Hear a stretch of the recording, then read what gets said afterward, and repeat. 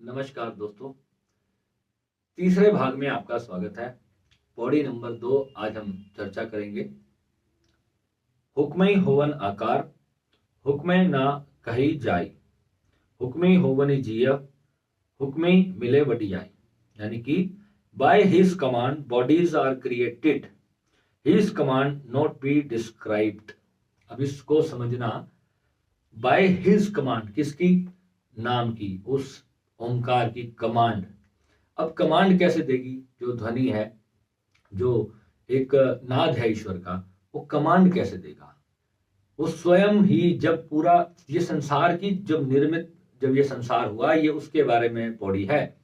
यानी कि जब ये संसार की उत्पत्ति शुरू हो रही थी, जिसको अगर आप बिग बैंग थ्योरी आज जो साइंस ने दी है, अब उसको भी आप अगर पढ़े सुने तो आपको समझ आएगा कि जो मैंने पहले भी एक दो वीडियो में बताया उसके बारे में, कि जब शून्य से जब विस्फोट होता है, तो विस्फोट के बाद जब ब्रह्मांड में, जैसे भागवत में कहते हैं कि विस्फोट हुआ और पूरा ब्रह्मांड जो है बिखर गया एक तरफ, तो किसकी कमांड से हुआ?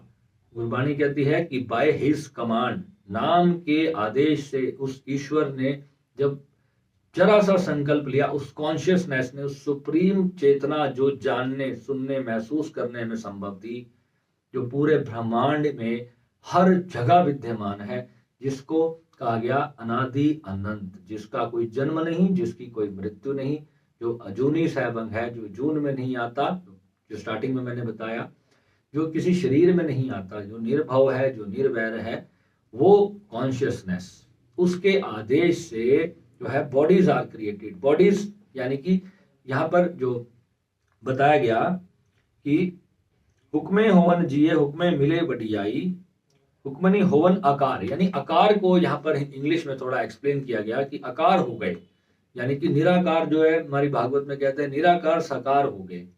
तो किसके हुक्म से हुआ? उस ईश्वर के। और ये सारा जो ब्रह्मांड आप देखते हो, धरती, आकाश, पाताल, ग्रह, नक्षत्र, तारे, मंडल, जो कुछ भी दिखाई देता है, जब उस परमात्मा ने स्वयं साकार होने की इच्छा की, तो ये सब बॉडीज क्रिएट हो गई और उसको डिस्क्राइब नहीं किया जा सकता। ये गुरु नानक देव जी ने स्टेटमेंट दी। उन्होंने कहा कि his command can not be described, bye his command souls come into being, by his command glory and greatness are obtained। समझे इस बात को?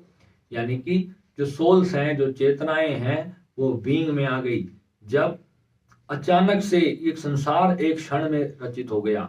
यानी कि उसको बनने में बहुत ज्यादा लंबा वक्त नहीं लगा। सोल्स, यहां पर उन्होंने कहा कि सब चेतनाएं जो हैं, वो जो है अपने सृष्टि के आकार में आ गई। वो अपना जीवन, उन्होंने अपने आप को संसार में अचानक से पाया। फिर वो सब अपनी खोज करने लगी, और जब खोज करने लगी तो धीरे धीरे करते करते उनमें से कुछ ऋषि मुनि हुए, कुछ बहुत बड़े बड़े ब्रह्म ज्ञानी हुए, जिन्होंने ध्यान के माध्यम से ना जाने कितनी उन्होंने रिसर्चेस करी। अगर किसी वैज्ञानिक ने बल्ब की रचना करी होगी तो उसने कितने सारे एक्सपेरिमेंट किए होंगे। और सोचो, जिस चेतना ने स्वयं पहली बार, जब जिन्हें भगवान शिव कहा गया, शंकर भगवान ने जब स्वयं पहली बार सर्वप्रथम जो गुरु हुए, वो भगवान शिव हुए, भगवान शंकर हुए। शंकर उनका साकार रूप था और शिव जो है वो निराकार रूप है। शंकर जो है वो शिव महापुराण के हिसाब से वो पहला साकार रूप है जिसको ब्रह्म की उपलब्धि हुई, जिनको अपने निराकार स्वरूप का बोध हो गया कि ऐसे में निराकार था और ऐसे में साकार हुआ। तो इस प्रकार नाम के आदेश के द्वारा जो है सारी चेतनाएं जो है अस्तित्व में आई। और भागवत में इसका स्पष्ट वर्णन है कि ब्रह्मा जी ने रचना की। अब जो इलेक्ट्रॉन, प्रोटॉन और जो न्यूट्रॉन वाला जो मामला आप पढ़ते सुनते आ रहे हो, वो वही है। उसी को कहा गया है ब्रह्मा विष्णु महेश। यानी एक तो है जो उत्पत्ति का आधार, और दूसरा जो है वो उसको संभाले हुए है, और तीसरा जो है जो डिस्ट्रॉय होता है। तो जब वो हट जाता है बीच में से तो तीनों डिस्ट्रॉय हो जाते हैं। यानी उसी को महादेव कहा गया। इलेक्ट्रॉन, प्रोटॉन और न्यूट्रॉन, यही है ब्रह्मा विष्णु महेश। हुक्मी उतनो नीच हुक्म, लिख दुख सुख पाइए, इकना हुक्मी बख्शीस, इकी हुक्मी सदा भवाइए।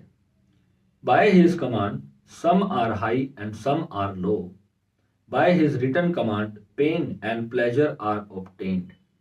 किसकी कमांड? वो आपको पता ही है।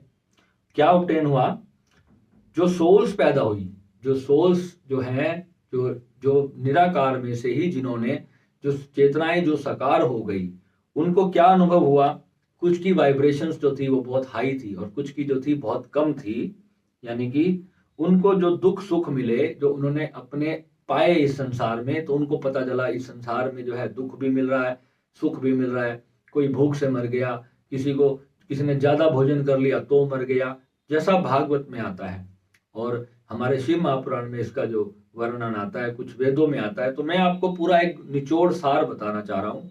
और जो हमारे जपजी साहिब से जो हर चीज जो उसके आधार पर खरी उतरती है, मैं केवल वही यहाँ पर एक्सप्लेन करूंगा कि जो है, जो बॉडीज क्रिएटेड हुई, जो शरीर पैदा हुए, उसमें उनकी रिटर्न कमांड पेन और प्लेजर का उनको ऑब्टेन हुआ। प्लेजर कैसे, जब प्लेजर वहां पर जो यूज किया गया, जब वहां पर भागवत कहते जब मैथुनी सृष्टि जब रचना में आई, तो उनको जब उन्होंने मैथुन भोग का पहली बार अनुभव लिया तो उनको प्लेजर फील हुआ, उनको आनंद फील हुआ और वो जो है फिर संसार की रचना में लग गए।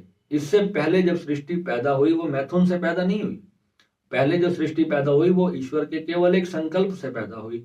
मैथुनी सृष्टि बाद में जब अपने आप जो जब उन्होंने साकार जो बॉडी का एक नेचर था, जो इंसान था या जीव जंतु थे, जो भी उस निराकार से प्रकट हुआ, उसमें सभी में काम क्रोध लोभ मोह अहंकार ये 5 चीजें पाई गई।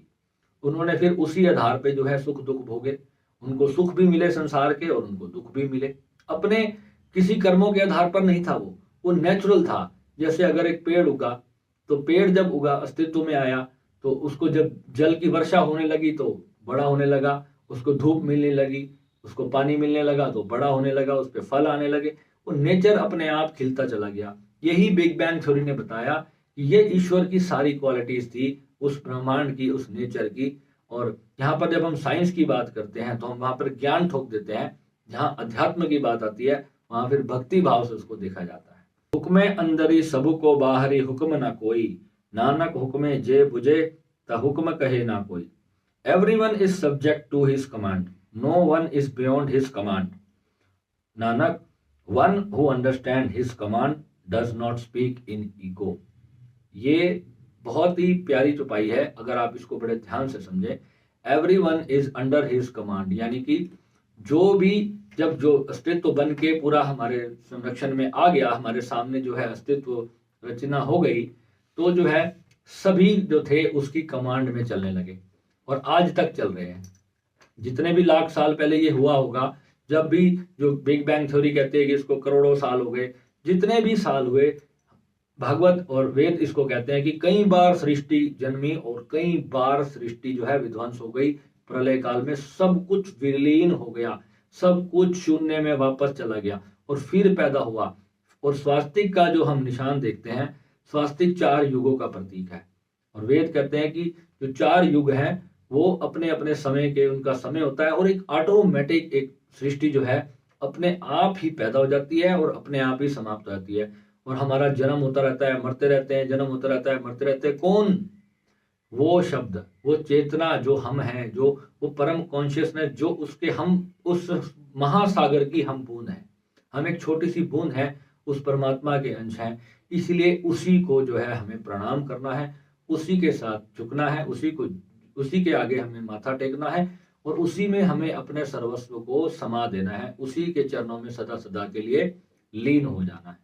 तो ये जो है पूरा सार है।